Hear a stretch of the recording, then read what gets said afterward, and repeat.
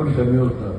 आणि सांगलीची हळद, ह्याला राजापुरी शब्द हा जो आला तो राजापुरी, सांगलीच्या आजूबाजूला काही नाही आहे. राजापुरी हा बेणं पण काही कुठलं नाही आहे. सांगलीतून हळद बैलगाडीतून कोकणाचं राजापूर म्हणून बंदर आहे.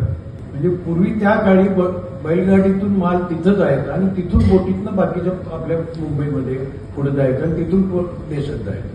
म्हणून त्याला राजापुरी हळद हे नाव पडलं. म्हणजे राजापुरी, सांगलीशी काही संबंध नव्हता राजापूरचा, त्याच्या मागचा इतिहास हा आहे. आता राजापुरी हळद हे नाव पडलंय. राजापुरी हळदीचं आमच्याकडे वैशिष्ट्य जे मी बघतो, आम्ही सगळ्या म्हणजे भारतातल्या सगळ्या स्टेटमधल्या हळदीचा व्यवहार करतो. राजापुरी ही हळद का श्रेष्ठ आहे माझ्या दृष्टीनं, एक तर त्याचं आरोमा म्हणजे सुगंध खूप छान आहे. राजापुरी हळद जे तुम्ही पिसाल म्हणजे ग्राइंडिंग केलं तर त्याचा कलर आहे तो केसरी कलरवर जातो, केसर कलर मिळतो, सॅफ्रॉन कलर. त्यामुळं त्याला मागणी पण चांगली आहे आणि त्याचे दर पण जास्त राहतात. तर हळद ही आपल्या साधारण आपल्या भारताच्या 16-17 राज्यामध्ये हळदीची लागवड होते. मुख्यतः साऊथ इंडिया जे आहे, आंध्र प्रदेश, तेलंगणा, पूर्वी आंध्र एकच होतं, तेलंगणा, आंध्र, तमिळनाडू, केरला, आपलं महाराष्ट्र, इकडं ओडिसा आणि काही भाग थोडा इकडं बिहार, विद्या जो पार्ट आहे तिथला आणि एमपीचा छत्तीसगडचा पार्ट. मुख्य 90% हळद आपली साऊथ इंडिया म्हणजे महाराष्ट्रापासून खालचे राहते.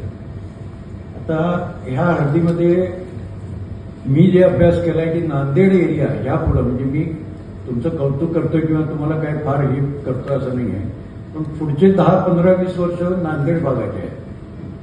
प्रत्येक भागाला एक काळ असतो, सुवर्ण काळ म्हणतो. नांदेड भागाचा सुवर्ण काळ हळदीसाठी आता सुरू झाला गेल्या 2-4 वर्षापासून. कारण पीक वाढले, कुदरत देवानं पण तुम्हाला पावसाचं प्रमाण वाढवलं. पूर्वी पावसाचं प्रमाण आपल्याकडे कमी होतं, म्हणजे आम्ही दुष्काळी भाग म्हणायचो सांगली भाग, नांदेड एरियामध्ये दुष्काळी भाग मराठवाडा. पण आता आपल्याकडे पावसाचं प्रमाण वाढलंय, देवांची कृपा आहे.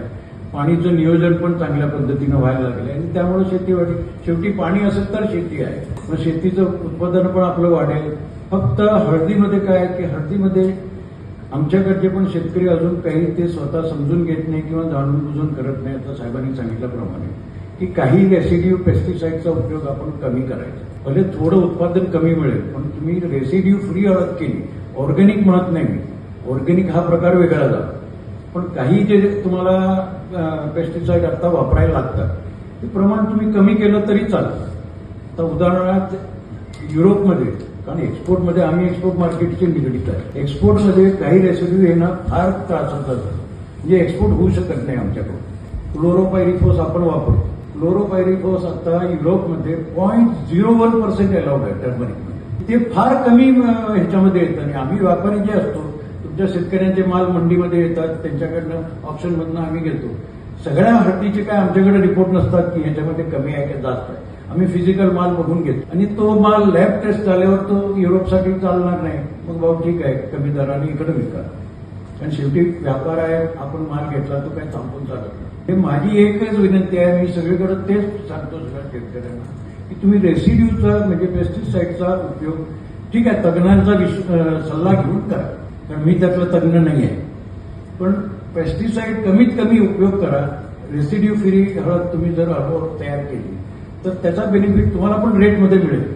कारण शेवटी रेट एप्रिशिएट झाला तर तो पास ऑन शेवटी एंडपर्यंत जातो. म्हणजे शेवटी त्या आता समजा आपला नांदेड भाग, म्हणजे नांदेड म्हणजे आम्ही मराठवाडा पूर्ण धरतो आम्ही.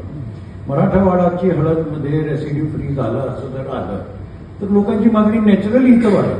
भले कर्क्युमिन कमी आहे चालेल, पण रेसिड्यू फ्री आहे ना, ठीक आहे, हल्दी नांदेड का गेलो आणि मराठवाडा का गेलो, हा असा प्रकार होतो.